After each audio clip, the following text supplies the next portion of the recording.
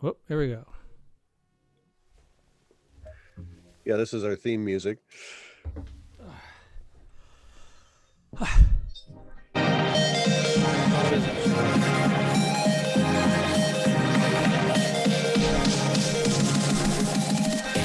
Welcome to M2Techcast, a live internet radio show offering the latest news and interviews with the people driving business, technology, and politics in Michigan.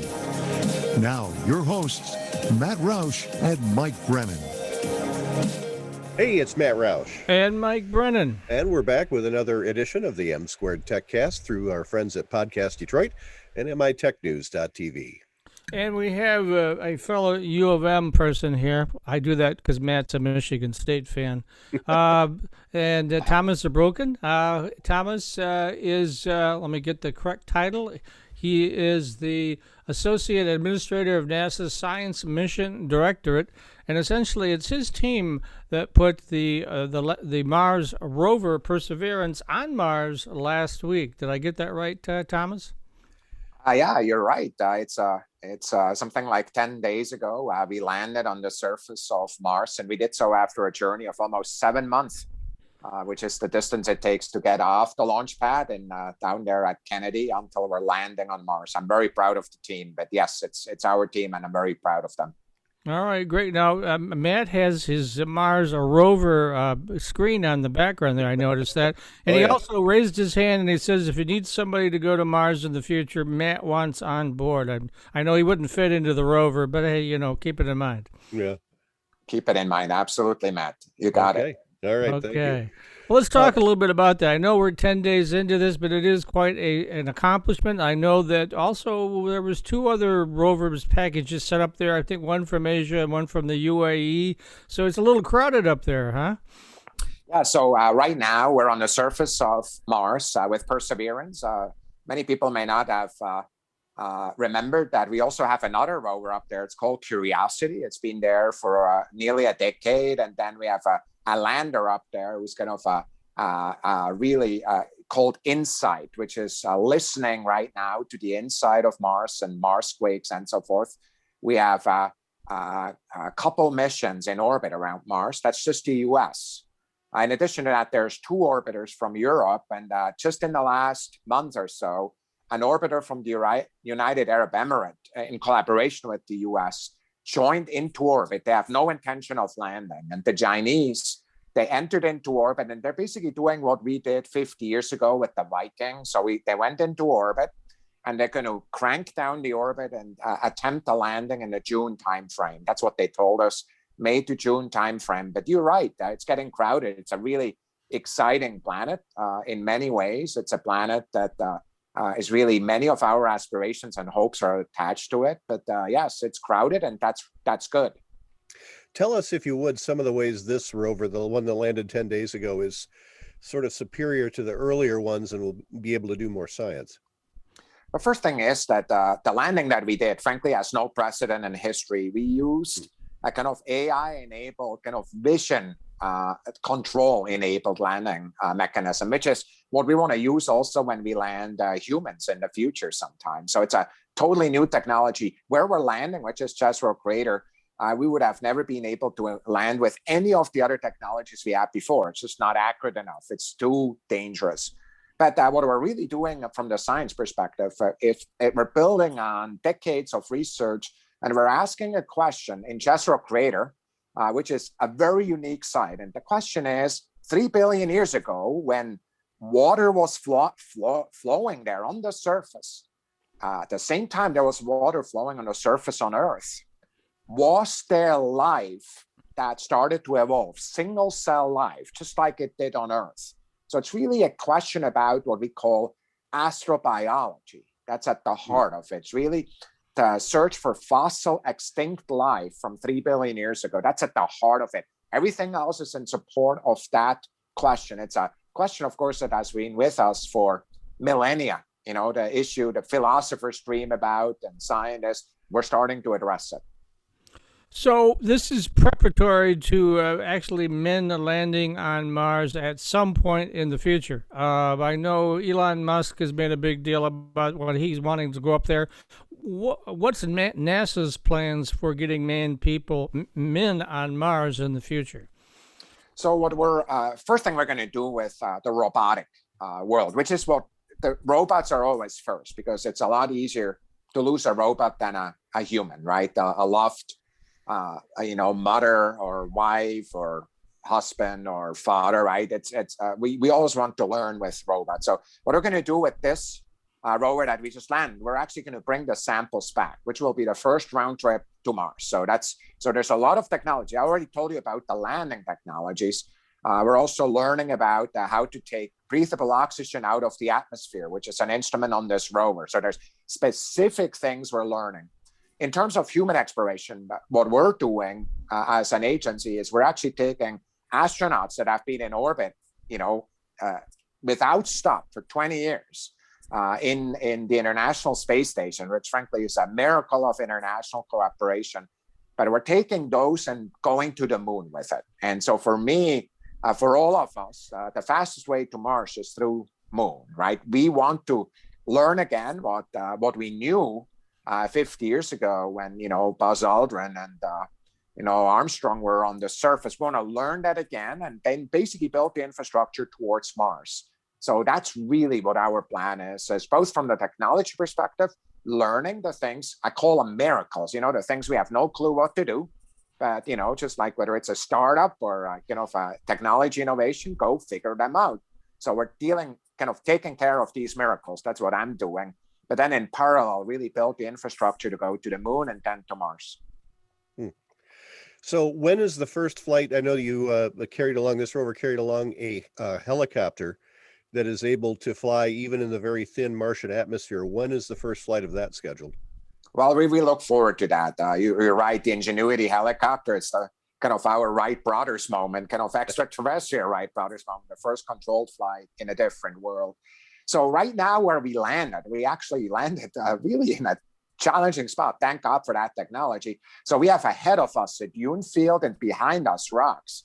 And so we're actually going to go on a search to go figure out where the best place is to fly it. If I had to guess right now, it's probably going to be early April is probably the best guess. It's just because we want to fly it in a parking lot, a high school parking lot. That's where we would fly a new thing like this, right? So we're finding the Mars equivalent of that somewhere where it's flat, not rocks in the way everywhere. And of course, what we're going to do is set up the rover so we can take a movie of that flight. And then in reverse, have the camera of the helicopter look back at the rover and take a movie of the first, the first flight, which will be straight up and then straight down. So that's the first.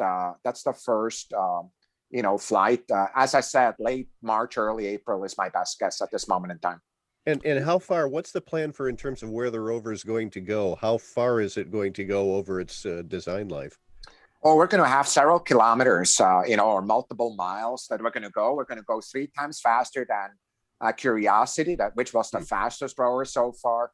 And our goal is really to go look at various. So if I was a geologist, I will call those geologic units. Those are different places. Like, for example, we're going to go where that river delta is. I'm sure we're going to dig down there. But then also we want to go in the adjacent places, right? And figure out like things that look more like sedimentary, away from it, or also some of the more volcanic things of which we seem to see some from space. Looking down with a camera, we see some ideas. So that requires that we drive for a few miles, just because they don't sit right on top of each other. Within a good 2 years or so, we want to have samples that we've collected and deposited on the surface of Mars, because what we're trying to do in 26, 28 is go there and pick them up. All right, so you were saying moon first, then Mars. When do you think people will be going back to the moon? How many years ahead? Well, I think it's right now, we're actually in the middle of really reassessing that and making sure that we're on track with that. The plan that we've had put in front of us is the mid-20s, where we really feel we can do that. We want to make sure that based on all the engineering, and remember, there's a lot of this. We're not doing this like Apollo. I just really want to stress that again.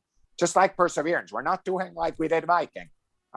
For example, the University of Michigan built 2 systems that are right now sitting on the surface of Mars, right, in Perseverance. So we have contractors, we have startups. In Perseverance, we had over 1,000 contractors, some of them from Michigan, other 43 states outside of Michigan. So the same is true here, right?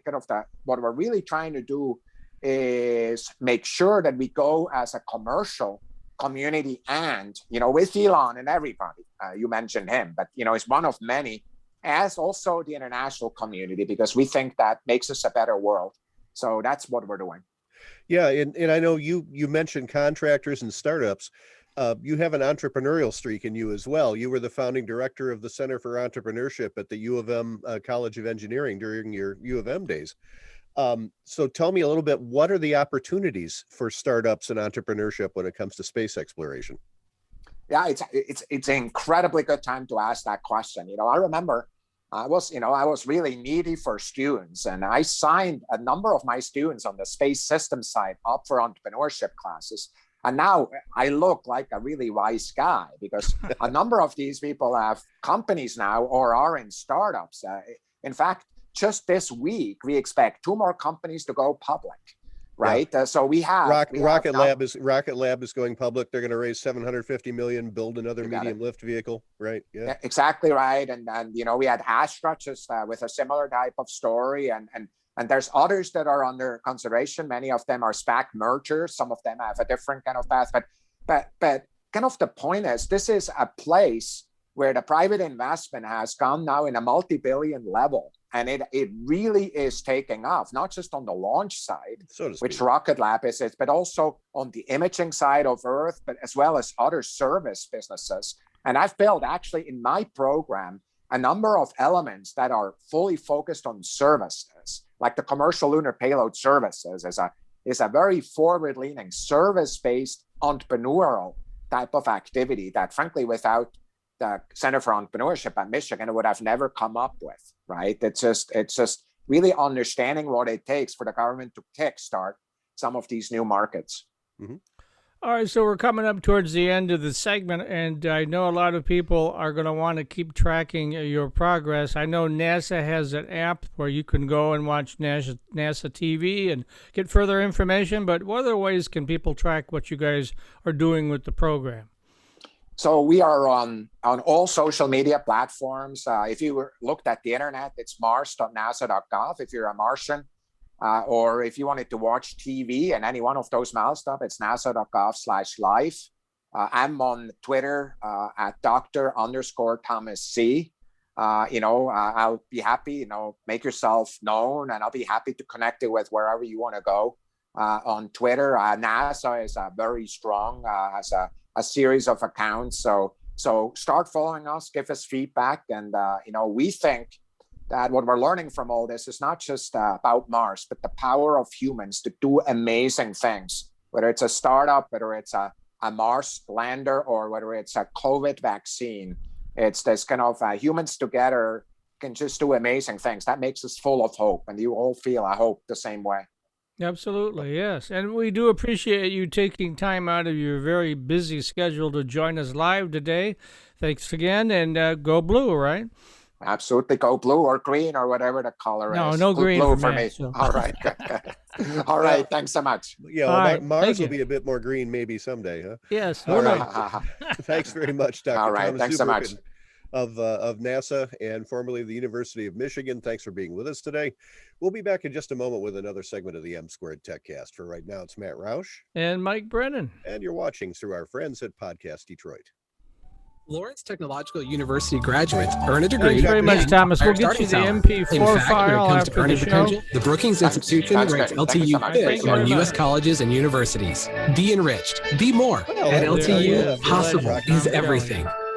Salaries of Lawrence Tech grads are among the highest of any university in America. Plan a campus visit to meet with counselors, faculty, and coaches. Why wait? Find out more at ltu.edu. What do you get at Lawrence Technological University? Everything. Great labs and studios, supportive professors, plus a full campus life, NAIA athletics, and all the software you need to succeed. Be smart, be more. At LTU, possible is everything. Salaries of Lawrence Tech grads are among the highest of any university in America. Plan a campus visit to meet with counselors, faculty, and coaches. Why wait? Find out more at ltu.edu.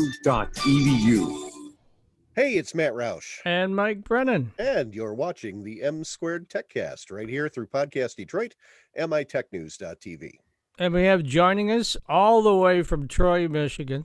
Our last guest was in Virginia, so we're scattered around the country. Tom Kelly, the Executive Director of Automation Alley. Now, this is a real personal segment for me because his predecessor, Ken Rogers, passed last month. Surprisingly, I wasn't aware he was even ill, you know, so... And Ken was a real close friend of mine and was on the panel that chose Tom to be his replacement. So I wanted to just, since he was took Brooks Patterson's idea of Automation Alley and ran with it and made it quite a success, I wanted to, as a technologist, pay tribute to him. Absolutely, yeah. It was a real great honor for me to be in this role that really Ken built. You know, Automation Alley started in 1999, Mike, and Ken used to like to say that they started in a closet, and it literally was a closet that was remade to be an office, and you could fit a couple people in it. Basically from nothing, and when he left, we had 1,000 members. And really, he built that organization. Really, Automation Alley really was his baby, right? Of all the things he did in his career, he always spoke so fondly of the ride he had with Automation Alley. Just such a great fun time. I know he had a great time. Yeah, right after I left the Free Press, I met with him, I think, in the year 2000. And we began to partner together from that point forward, worked real closely together for, 10 or 15 years there. And so I was, and still am a great supporter of Automation Alley and what you guys are doing. Yeah, appreciate it. Yeah, you know, one of the best stories about Ken was shortly after 2000. You remember 9/11, that terrible day. Automation Alley had a trade mission to Germany, like 3 or 4 days later. This is, or maybe 7 days later, right when the 9/11 happened, and everybody was calling to cancel. And Ken sent an email to all of them, and basically had this great patriotic email that said, "Look, if we don't go, the terrorists win." And every single person on that trade mission went. And he said when they landed in Germany, there was nobody there. The only people that were there were local German reporters saying, "What the hell are you doing here? why are you coming to Germany?" And of course, Ken, being Ken, was well prepared and gave a great speech about how, you have to not be afraid. You have to get out here and conduct business. And the people like Sam Hoff from Patty Engineering that were on that trade mission, they say they will remember that for the rest of their lives, that everybody had fear. And Ken said, "Oh, hell no, we're getting on that plane. We're going on a trade mission." And they had a great time. So that is so epitome of Ken. He used to say two things all the time to me and the staff. He'd say, "It's a great day to be alive, and it's a great day to be an American." He believed both of those fully. Yes, that old track star Ken Rogers. So, so who were some of the original members of Automation Alley, and how did Ken sort of help that group evolve into 1,000 companies and more than just auto suppliers? Yeah, well, Automation Alley, Matt, started back in 1999. It was really, what happened was, so Brooks had this roundtable group of business leaders, and they were the usual suspects. They were GM, it was Kelly Services, it was Arvind Meritor, it was big Oakland County players. And this was 1999. I remember this is 22 years ago, And we were known a little bit as the Rust Belt, if you recall. Oh yeah, right. Sure. And it wasn't like, oh, the last one out of Michigan, turn out the lights and all that stuff. And those business executives came to Brooks and said, you have to change the narrative here. And so Brooks was actually did a very smart thing. He said he commissioned a study and he said, give me the lay of the land. Are people leaving? What's going on? And they did a study, and the study showed that we had more IT people than anywhere except Silicon Valley, more IT and engineers. And that's because they were all classified as auto, right? And they were being lost. And so he was really the first one that said, no, these are IT people. They just happen to work in the automotive industry. And that's what really birthed Automation Alley. It was a branding mechanism to begin to change the narrative in Southeast Michigan from Rust Belt to high tech. And I think in a lot of ways, both Brooks and Ken were highly successful in doing that. Well, and I remember some of those press releases that would come out of like organizations with names like Tech Cities and Tech States. And they would say that, that Detroit was like the country's 15th largest tech center, but you dive into the methodology of how they were doing it, and they were counting a janitor at Microsoft as a tech worker and a coder at Ford as an auto worker. It didn't make any sense at all. Irritates you, doesn't it? It still irritates me. That's exactly right. I mean, come on, people. That's just a cheap shot.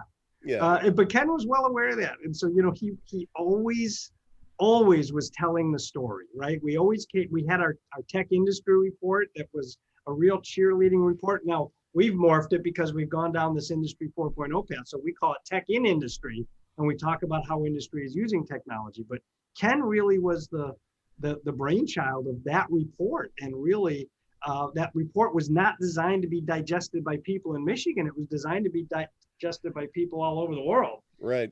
And it did begin to change the narrative. In fact, if you talk to people out in California, they recognize that Detroit is a hotbed of engineering and IT now. So we've been largely successful in that rebranding, so to speak. Well, just look at all the automotive-related R&D centers in Southeast Michigan. Here I'm in Ann Arbor, and you got that big Toyota facility 10 miles down the road with 8,000 people working there.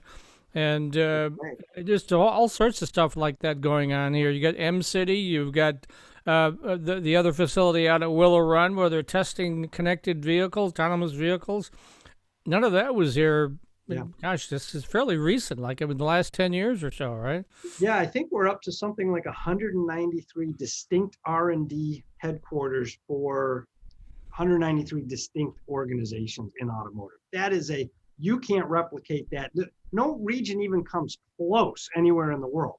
Right. Most of auto is very segregated. BMW's in Munich and it's BMW, and Volkswagen somewhere else, and Nissan is somewhere else, and everywhere it's all these little compartments. But Detroit really is such an amalgam of just everybody. It's so unique, and I think people are really starting to appreciate that now. And now that we go down this mobility path and this autonomous path and electrification, and it's all happening at once, I'll tell you, Detroit's a little bit in the catbird seat. I hate to do that. I need to knock on wood somewhere. Oh, yeah, knock on wood. So. Yeah, right. But I'll tell you, the world is coming back to Detroit because this is where the knowledge is going to be for the next iteration. Yeah, absolutely. Now let's talk. We've got a few minutes left here. Now, I know Automation Alley kind of started off as a way to recruit IT talent to the area, but it's morphed into much more than that. Why don't you talk about some of the stuff that you're doing, Tom? Yeah, well, Mike, you know better than anybody. So we took this path down this Industry 4.0 sort of technology world. And it's really what the next phase of automation is. Automation was the computers and robotics coming to the factory floor. And Industry 4.0 is really the digitization of everything. And because we started down this path, the World Economic Forum paid attention, and they've now designated us as an advanced manufacturing hub, one of 12 in the world. And that's really powerful. So we've been busy in the last couple of years, really taking what Ken did, what Ken had built, and now sort of, Ken used to say to me, so I'm retiring, you need to put a second story on this building.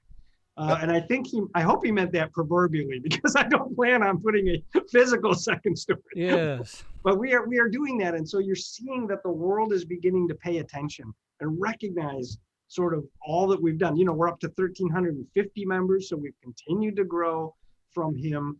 But that's what we're working on, is that helping everybody understand that, Industry 4.0 is a team sport. It used to be manufacturing. You could do it in isolation and you held things close to your vest because you didn't want anybody to know what you were working on.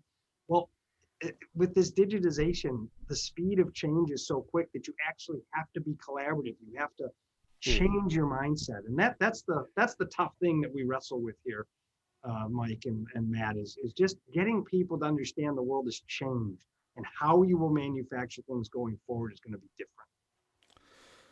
All right. And so if folks want to reach out to Automation Alley, get more information, I'll let you tell them how to do that, Tom. AutomationAlley.com. It's just that easy, right? Okay. We appreciate you being on the show today. Thanks a lot, Tom. Again, and needless to say, I had just communicated with him a month or two before I got this news, so I was real surprised, that he passed. So all shocked and saddened. All of us at Automation Alley. Well, we miss him. As do we. Yes. All right. Again, thanks for joining us today, Tom, and keep doing the good work at Automation Alley. See you, Matt. Right. Thanks, Mike. See you later, guys. All right, take care. And we'll be back in just a minute with another segment of the M2Techcast.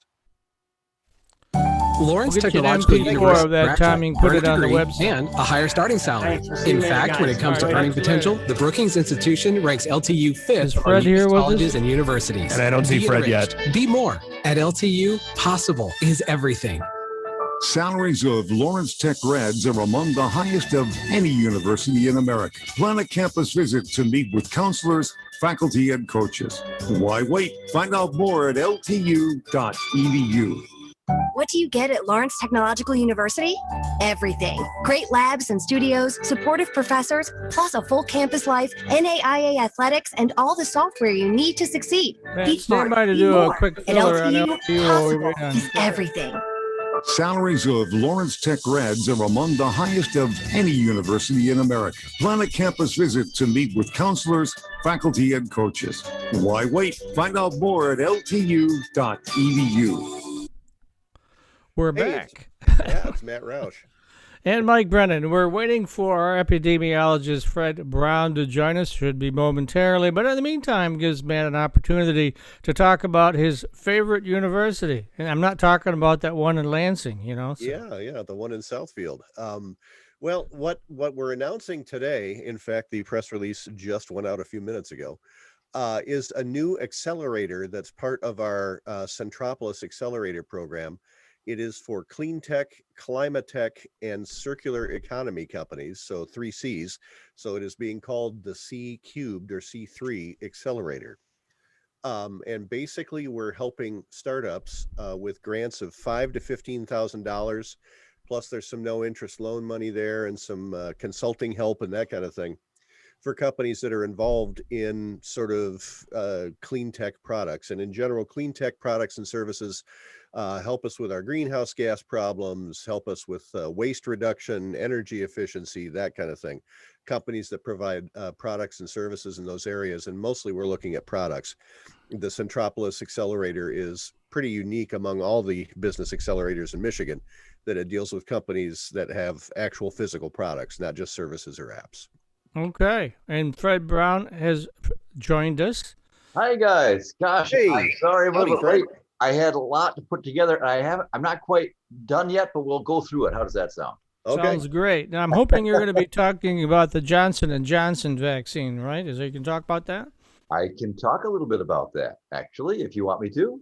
Yeah, let's start with that because it just got yesterday or today. I can't remember. I know it was really recent. Yeah, so I was part of, I joined in on the FDA discussion with Verbeck, which of course one of our University of Michigan professors actually chairs. And so we went through that all on Friday, and I have some snapshots from that discussion as well as some thoughts. And I think it'll take pretty much all the time we got, and maybe a little bit more, because it's sort of an exciting time. Well, we can probably run over a little bit. I know, in fact, Matt actually got a vaccination late last week, I believe. It wasn't Johnson & Johnson, it was Moderna? Yeah, I got a dose of the Moderna vaccine through my work part-time as a public address announcer in the Dearborn Public Schools, of all things. So they, since I get a 1099 from them, I was eligible as a school support staffer to get a vaccine. And I jumped at the chance, as you should, as everybody should. And I'm glad they are vaccinating, but with preference, all of the people who are affiliated with schools.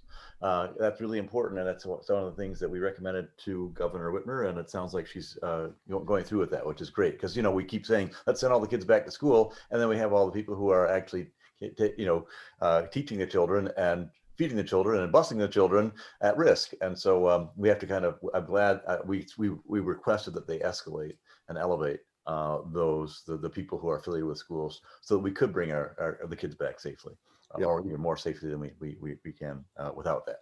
So great. I'm glad that went through. I talked to them about that about 2-3 weeks ago. And so it takes time. The other thing we got going with the White House Presidential Task Force on Friday night was we got an agreement to increase the vaccination support by $160 billion. And that's really important. So we have that $1.9 trillion deal going through, but we don't have that much going to actually fighting the vaccine. And so we were a little bit upset, saying, hey, you only got $50 billion to test everybody, and that's basically one PCR test per person in a year.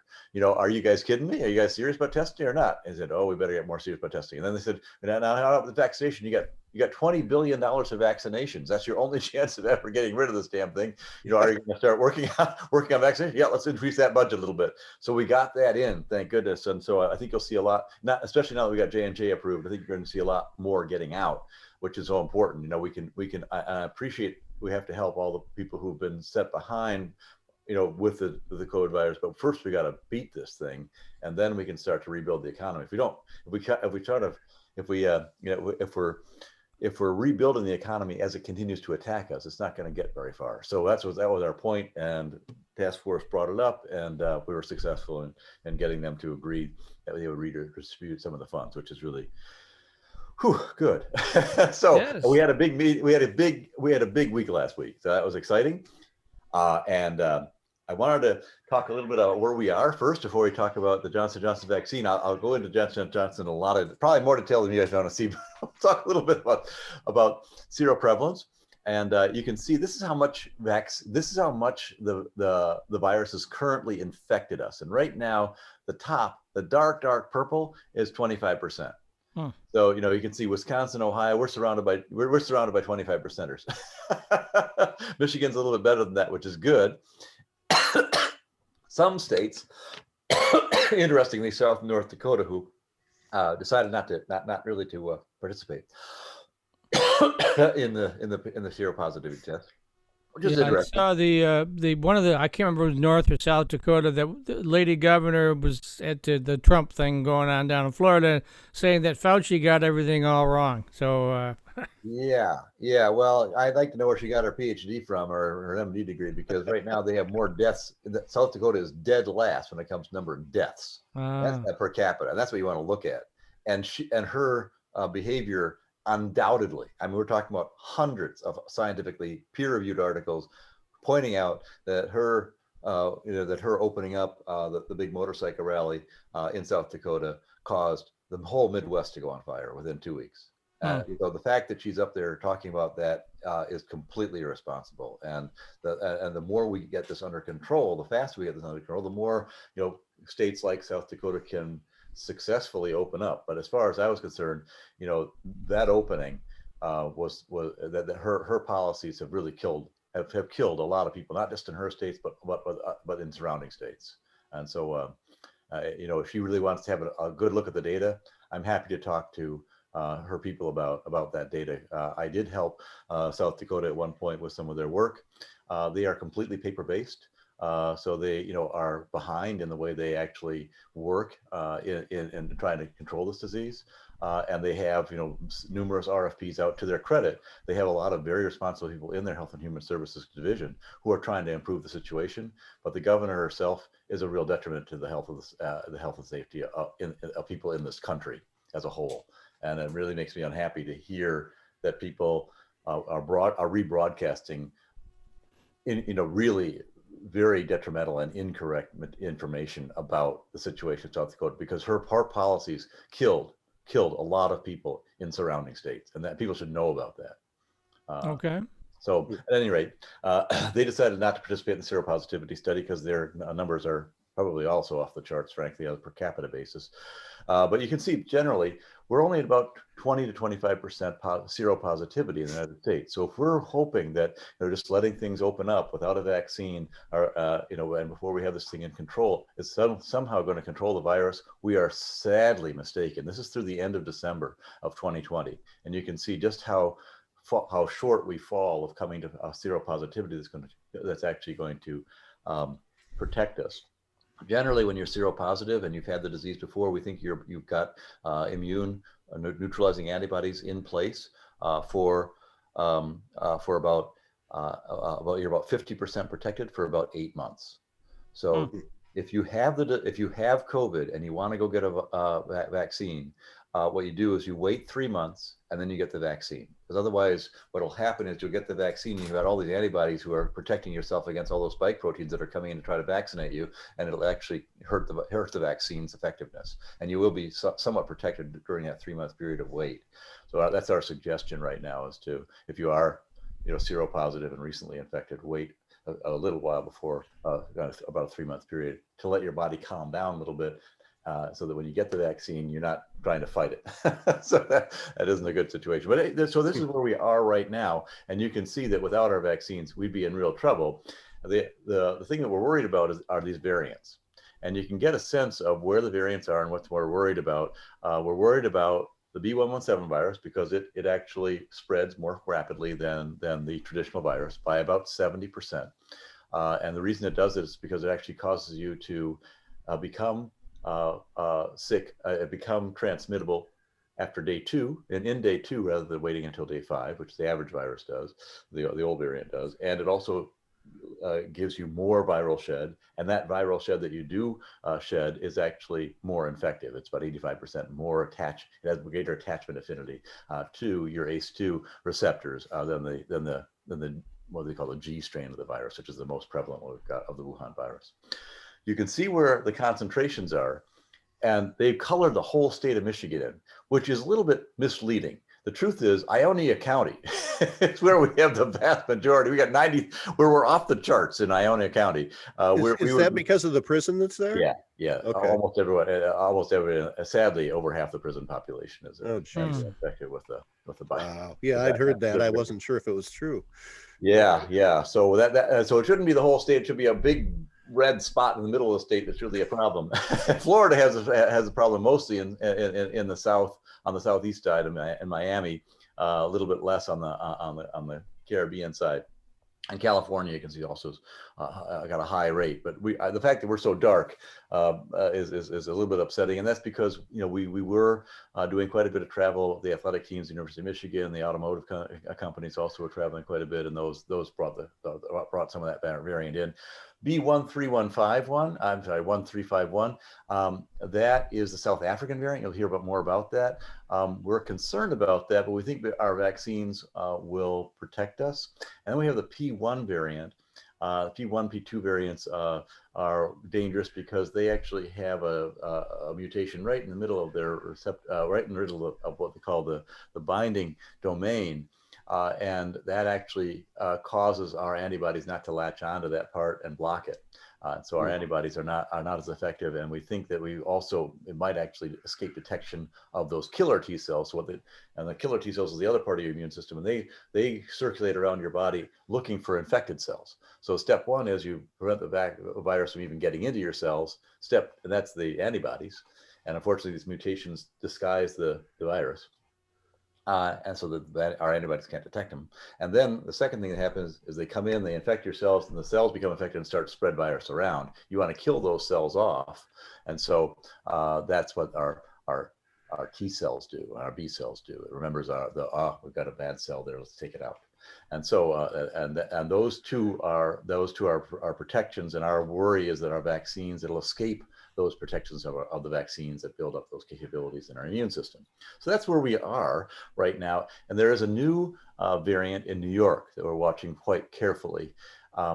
And there are two variants. One is a variant that actually has the same issue that we have with the P1 virus, which actually is a mutation right in the binding domain, and could escape the vaccine. That's about 5% of all the variant that we're concerned about. And overall, right now, is about 9%. 9% of the new people in New York have this particular variant. 50% of the variant does not have this mutation. 50% of the variant does have this mutation, and so we're worried about this 5% group that's slowly going to roll out of New York or across the country, unless we can stop it. And the way we can stop it best is by just stopping the reproduction rate generally of the vaccine, with the vaccine. So that's what we're trying to do. And here is what the B117 trajectory looks like in the United States, and you can get a sense of why it goes so fast, right? It just is so infective and goes so fast that once it hits a certain level, it just takes off on you, and that exponential growth is what we're concerned about. And we're worried that by kind of March 15th, this will be the prevalent virus in most of the large urban areas of the United States, certainly California, Florida, probably Michigan. And so what they did, CDC actually hired out Dr. Galloway, who's one of the greatest, one of the great modelers. And my numbers are looking similar to this, but he went out further. So I wanted to show you what this looked like. I went out till April, he went out to May. And basically, without a vaccine, and you consider a reproductive rate of 1.5 times greater, you can see what happens, right? You can see that little gray blip. That's how much we've got right now of the B117 virus, right? That's found in March, that gray blip. And notice how it becomes almost 50% of all the virus by May, and in fact even by April, so sort of more than half of the virus by that point. And notice what happens is you come right down the slope in March. Right? We're doing really well right now. We are on optimal path.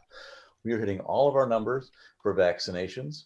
We're right on line to be as good as we projected was possible. So our vaccines are incredibly effective. We're rolling them out at the speed we said we would. And when we did that, you come down that dark purple curve, right? Without a vaccine, we'd also come down that purple curve, but it'd be a little bit less steep. Right now it's steeper. I'll show you that in a second. What happens is, come May, it all just pops right back up again and starts to spread back out like we saw before. We went down in March, and then it slowly went up in May, and we had a couple of outbursts. And by September, October, we really got into trouble again. So that's what happens without a vaccine. Here's with a vaccine, and you can see that instead of popping back up again, the gray part still becomes 50%, but instead of popping back up again in May, it keeps flowing down slowly, slowly, slowly. See the difference between this, where it pops back up on the right-hand side, that gray line popping back up, and this, where it keeps going down, down, down. That's what we want to see. Because when you try to kill something off like this virus, you really got to kill it completely. And so what people don't understand is that once they get the vaccine, if they don't continue masking and so on, we're going to have enough spread that it's going to keep allowing this virus to mutate and possibly bounce back up again. And that's what we're most concerned about as epidemiologists, is first, whether the vaccine is durable and efficacious. So right now it's efficacious, we're not sure about durability. And then second, if you don't keep pushing this thing down, it'll come back up and get you. So that's why, even though you get the vaccine and so on, you've got to still watch your behaviors all the way through, probably till the end of this year. So now let's go on Johnson & Johnson. Great news. We have a new vaccine. You can see that it's as they said, largest trial to date. So about 40,000 people participated, and it was global. Unlike Pfizer and Moderna, which was mostly U.S. data looking at U.S. materials, we had UK involved, we had South Africa involved, we had Brazil involved, we had United States involved. And so you're going to see a lot more global data, and we actually have data about how it did against the variants, which is what we're most worried about.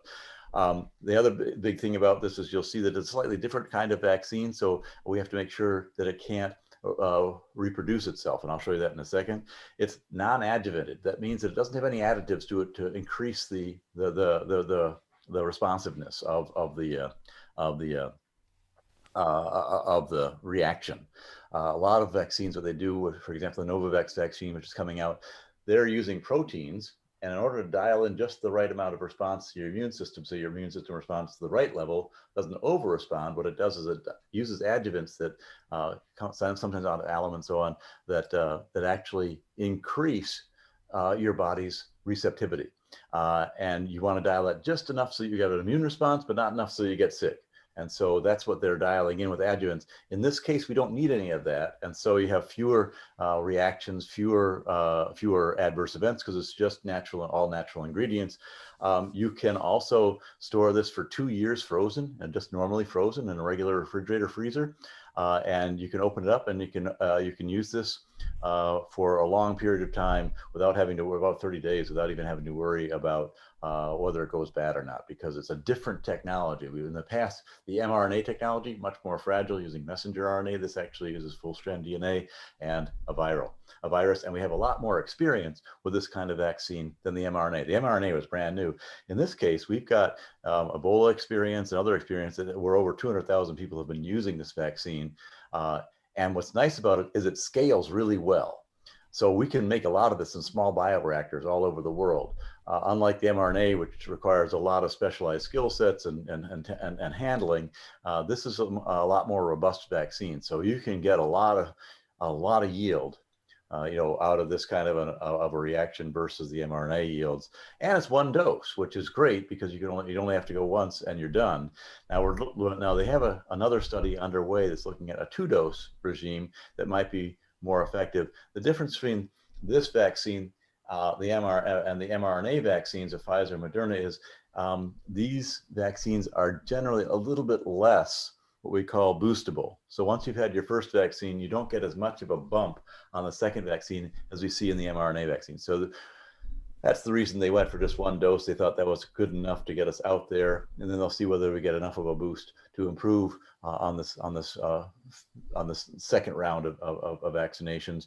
And eventually, I believe, this isn't recommended right now, I believe we'll be able to mix and match. So in other words, you'll be able to get the J&J vaccine for a quick response, and then you'll be able to get an mRNA booster for a particular variant. I think that is a likely pathway, but not right now. That's not approved yet. Let me leap in real quick. I was hearing over the weekend that there was some spoilage of the Pfizer and Moderna ones because of refrigeration issues. And so by you bringing this up, that it was now we can have a normal refrigerator rather than 100 degrees Celsius below zero.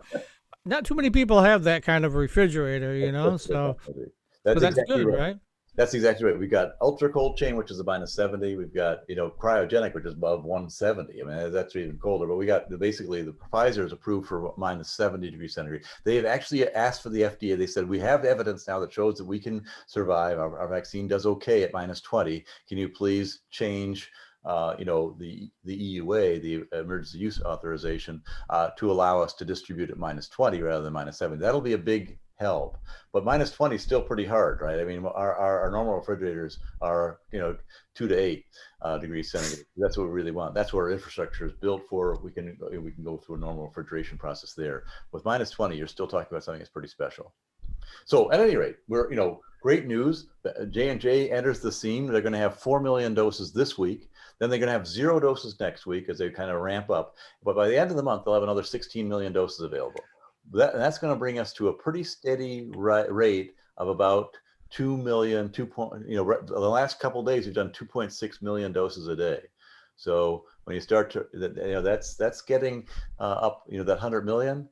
We're going to make that pretty easily, I think, unless we have a major issue. And what's interesting too is that there's a lot more. It's a lot easier to manage a 1 dose than a 2 dose. So you don't have to worry about coming back and all the paperwork around making sure the guys get the next dose within the right time period, and whether they've got 1 dose or 2 dose, and the booster versus non-boosted. In 1 dose, you're once and done, and that means that we'll be able to roll this out. 1 dose equals 1 fully vaccinated person. Now the way they did this was they actually looked after 28 days. So you still have to wait the full 28 days before you're going to get fully up to fully protected, and that's the same amount of time you'd have to wait for a double dose Pfizer, right? So you have to, so that's sort of interesting. You're having to wait with a single dose for the 28 days to get the full effect, and same thing for Pfizer. And you'll see that I think there's some reasons that you might want to think about Pfizer if you have a choice versus J&J. So this is what the way it's a little bit of a different vaccine in that we're using a vector. What we do is we use an adenovirus vector. That's a common cold vector. We take out the vector genome. We take out the reproductive parts of the virus, right? So it can't reproduce, and then we add in this transgene that is for the spike protein of the coronavirus, and this causes the infection to come in. It injects just the virus still works, right? It injects this new piece into you, but instead of reproducing a cold, it actually reproduces just a spike protein. And it does intercalate with the DNA, but because it can't reproduce, it doesn't move beyond your own cellular DNA. Unlike in the, and I'll show you this in a second, unlike in the mRNA, it stays outside the nucleus and you simply transcribe in the cytoplasm of the cell, not in the nucleus of the cell, in order to get the spike protein out. So it's a slightly different technology, and as a result of that, we look at slightly different things in terms of safety and efficacy with this virus versus others. And it's hard to that's why you keep saying, "Oh, come on, you can compare the two." Pfizer versus. Well, it's a different technology, and we use different endpoints in different parts of the country and the world at a different stage of the virus's advancement, and so it is actually hard to compare. But I think there's enough suggestive evidence that would indicate which is a slightly better vaccine versus not. So it can't replicate. A cell line grows without any animal components, and this is getting important in Muslim countries where they want to have halal-based virus, which means that it's supposed to be pure of animal from all animal components, and this one is, as are the mRNA vaccines. What's interesting, it also is that it has no adjuvants, no antibiotics, no preservatives, nothing really to get you potentially give you an allergy or give you a response. So if you are highly allergic to polyethylene glycol, and you'd know this if you ever went into and had a colonoscopy, that preparation is largely ethylene glycol. If you have allergic reactions to that, take this one. Don't take the ethylene. Don't take the polyethylene glycol coated vaccine from Moderna or Pfizer. Take this one instead. You can get a sense though. We've got these cell lines that then cause vaccine vectors to occur that can't replicate inside you. These vectors last inside you, unlike Moderna and Pfizer, which last about 18 to 36 hours inside you. These will last for about 180 days, and then they're done and they're treated.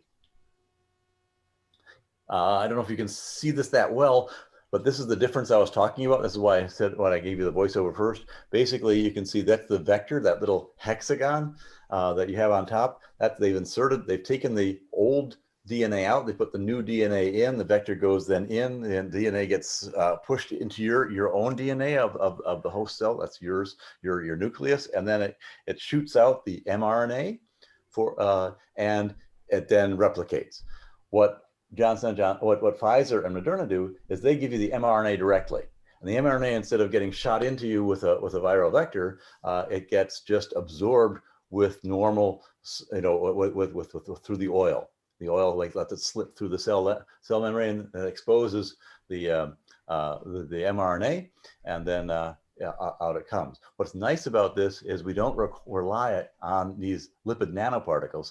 Some of the reasons that Pfizer and Moderna are so challenged is because there's a very tight supply of lipid nanoparticles.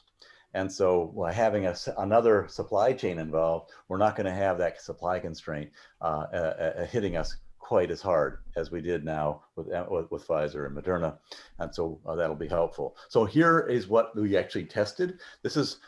I skipped over some important areas. You can go back to it if you want next week. I didn't have enough time to pull all the data, but that they did a 201 and a 101 study, and those are the preclinical. I'm sorry, the phase 1-2 studies, and basically they showed that with those studies, they said We injected into people. The people had a response, an immune response, and it was a pretty good immune response. I think I have. I didn't put the data in, but I'll show you that next time. And versus placebo, and so we can see that now we want to see whether that immune response had an effect. Now we go into phase 3 study, and we're going to say, let's see if it actually had an effect. And this is just like the studies. It was designed quite similarly to the studies we saw earlier. And you can see that here is how big it was. 19,630 people actually got the virus, the vaccine, and went all the way through to completion. And 19,691, so a pretty good match, had placebo, and they went all the way through to completion. And this completion was basically, the mean completion time was about 58 days. They had to wait 2 months afterwards to check whether or not people had safety issues. And of course, they didn't see them. And so that's the reason that we approved this. But you can get a sense of who was vaccinated. And what's interesting about this is there weren't very many people over 75 who were vaccinated. So there are more people studied under the Pfizer and Moderna vaccines than in this vaccine. Part of that was because in Latin America, South Africa, it's harder to find people who are over 75, frankly. They don't live so long. I didn't know that. But, that's a problem. Sad but true. Yes, right. But the nice thing is, if you one of the issues we had with Moderna and Pfizer was that only about 10% of the recipients were Black and minority, and they were saying overall 26% were minority, but only 10% were Black, which is an underrepresentation of our Black community. We have 15%. You can see that because we did this work in South Africa, that it was an overrepresentation of the Black minority community, and the data was great. The safety data was great. Efficacy data was the same as it was for all the other populations. And so that was a nice thing to see. A little bit overrepresented in male, a little bit less represented in female. That was true also in Pfizer and Moderna. It was 50-50, a little bit better balance there. But that's where the population was for this big, huge trial. The difference between this trial and AstraZeneca's trial, AstraZeneca has a similar number of people under investigation. The problem with AstraZeneca is they use different protocols in UK, and a different protocol in South Africa, and a different protocol in Brazil, and a different protocol in the United States. And so then they try to combine everything, and they couldn't, because they couldn't put it all together. In this case, everyone used the same protocol. It was a true global study. So that makes this one a lot more effective than what I think we'll see from AstraZeneca eventually. Here's what we did. We vaccinated people. 29 days later, we took a blood sample, made sure that we actually had a good take of the vaccine. And what we found was that generally about 70% of the people had a good titer of neutralizing antibodies, but there were about 30% who the vaccine usually didn't take good. And I'll show you that in some of the preclinical work as well. So that it isn't something that necessarily shows up on big antibody titers as much as the Moderna and Pfizer study did. But you can see that basically we then took a safety subset. So we took everybody and we said, okay, well, are you willing to participate in a safety part of this trial? And if they said yes, then we sent them requests to fill in, how are you feeling today? How are you feeling tomorrow? And report in on all their issues. Additionally to that, just like we do with Moderna and Pfizer, people, if they had a bad effect on them, could write in and say, hey, I don't feel good. I didn't like, this and this and this was wrong. And we followed up on all those, and you'll see what happened. Here's what, so there was a little bit of a difference between this trial and Moderna and Pfizer. Moderna and Pfizer were interested in any symptoms that you had. So they were looking at overall efficacy in terms of, do you have any problems at all? And if you did, then you went and got tested. If you were COVID positive, you'd say, aha, you're in a group. Well, and then later they opened that up and unblinded it, and they said, this number of people were vaccinated, this number of people were unvaccinated, therefore, we have this much efficacy, right? You could see in the whole pool who had been vaccinated, who hadn't been actually unblinded. In this case, Johnson & Johnson was much more interested in moderate to severe prevention. So their endpoints, their primary endpoints, instead of being overall disease, was looking at severe and moderate. Pfizer and Moderna reversed that. They were interested in all disease and then later moderate and severe. So there was a slight difference in the overall piece. One was a secondary endpoint, one was a primary endpoint, but you can get a sense of where these were. And this is what they thought they were trying to prevent. Number one, any severe systemic illnesses. You know, if you've got a lot of my friends, one of my friends sadly, you know, came down with COVID and now is on dialysis because it killed his kidneys, right? That's a real systemic illness that occurred. Or you've got permanent scarring of the lungs, or you got myocardial, infection of the myocardium. Those are the things that we don't want to have happen, because those are permanent and they'll kill you. If you have respiratory failure, that shows by your oxygen levels, evidence of shock. If you go into shock, acute renal hepatic, so you have the kidney issues, the liver issues, and the neurological issues. If you went into the ICU, or if you died. Those are the things that we really wanted to monitor, and of course, you don't want those, and that's what happens a lot with COVID and what we're trying to prevent. So that's what our endpoint looked like, and here's what things looked like in terms of the primary efficacy endpoint for just regular disease. And in the case of Moderna and Pfizer, their numbers were at 94%. 95%. These numbers overall are about 66%, 64%, and 76% over. And you can get a sense of, we looked at 14 days, what happened after 14 days. VE is the vaccine efficacy percent. And you can see that of all the people that were, of all the people that were infected, we had, 116 in the adenovirus vaccinated one, and about 348 in the placebo. That's a good separation, right? About you had that's the 2/3 separation, and that continued on at 28 days. It continued to be about 66%. So if you were vaccinated, you had a 1/3 chance of being in that pool. If you were not vaccinated, you had a 2/3 chance of being in that pool. And therefore the efficacy after 14 and 28 days. So we're seeing good separation even after 14 days. All right. Well, we're coming to the end of the segment. Holy cow, that went fast. I can give you a couple more minutes before Dave pulls the plug here. Okay, let me just let's see here. Let's wait. Let's wait. I'm happy to go into one more little issue if you want me to. Which is we can get it done in a couple minutes. Yes, we can. So one of the big issues was what happens if you've got other diseases, and this is important, right? Because a lot of people who are coming down with COVID and dying have other comorbid conditions, and you can see that the thing that was a little bit worrisome, the numbers weren't so high, so there's some statistical issues, but you can see that onset after 28 days. The vaccine efficacy in that group, in that lower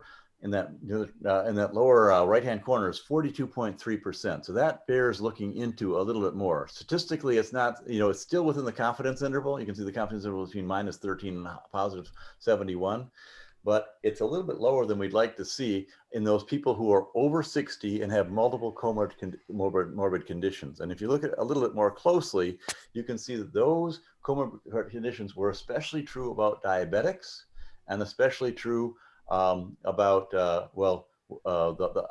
people with hypertension.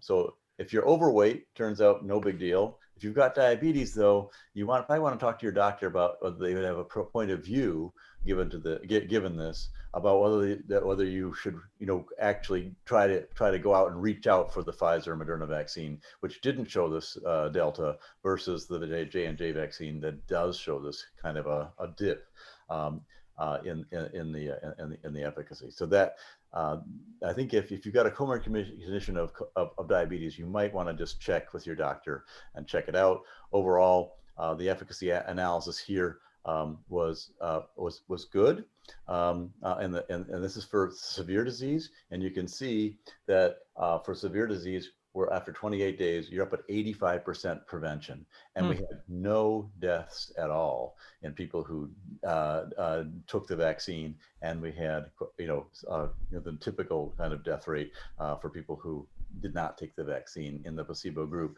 So the prevention of serious disease is extremely good, and you probably want to just check with your doctor about these diabetic numbers and keep watching that as we keep rolling things out.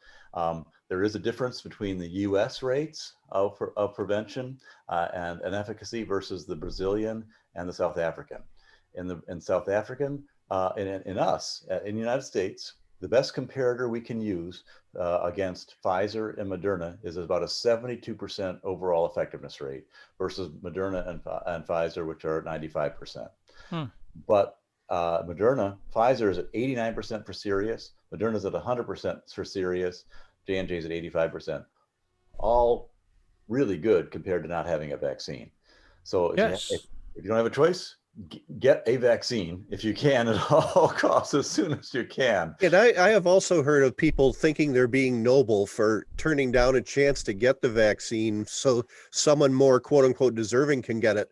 But what we really need is to get as many people vaccinated as quickly as possible, right? Yeah, and that's why I showed you that material. Exactly right, because that's why I showed you the variants are coming. The more they reproduce, the more mutations you got, the more variants you got, the harder it's going to be to control this thing. So if you have a chance to get the vaccine, go for it. Absolutely. Don't be noble. Go get it. And I think one of the side effects that Matt is discovering is it's growing his red hair back as well, right? Hey, right. Excellent. I'm glad to hear it. Looking good. Well, we can go into some of the safety numbers next week. There's a lot more to talk about with J&J, but the good news is we got a third option, and it sure is better than nothing. Okay. It is.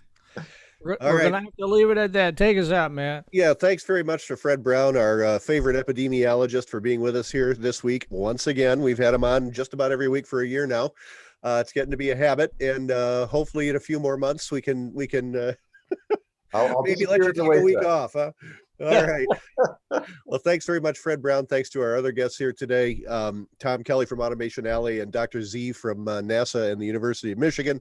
We'll be back again next Monday at 2 p.m. Eastern Time. Until then, it's Matt Roush. And Mike Brennan. And you're watching the M2Techcast.